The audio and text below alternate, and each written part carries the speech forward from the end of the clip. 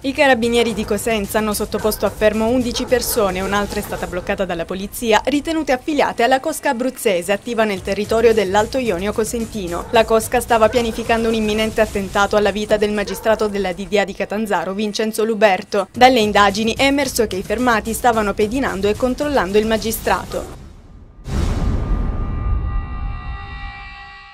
La Guardia di Finanza di Brescia ha smantellato un'organizzazione criminale che forniva cocaina in tutta la Valtrompia. La gang, un mix tra bresciani e calabresi, alcuni dei quali già noti alle forze dell'ordine, secondo gli inquirenti era capace di muovere decine di chili di coca proveniente dal Sud America. In manette sono così finiti Salvatore Randò, 50 anni, calabrese, e il 26enne Michele Monea, originario della Calabria.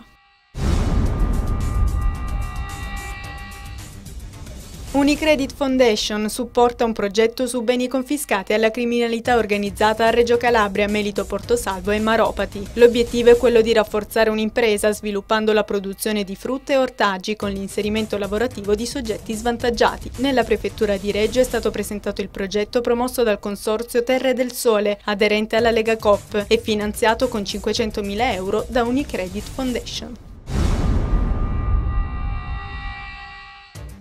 E pace fatta tra la Calabria ed il comune di Spresiano dopo le polemiche dei mesi scorsi a causa di un volantino offensivo. Sul piccolo manifesto usato per pubblicizzare la raccolta differenziata di rifiuti del comune veneto era stato disegnato un cestino con all'interno una sagoma della Calabria. Oggi Riccardo Missiato, sindaco di Spresiano, centro in provincia di Treviso, è venuto in Calabria per partecipare su iniziativa della Coldiretti ad un tour nella regione e ha chiesto scusa per quello definito come uno spiacevole equivoco.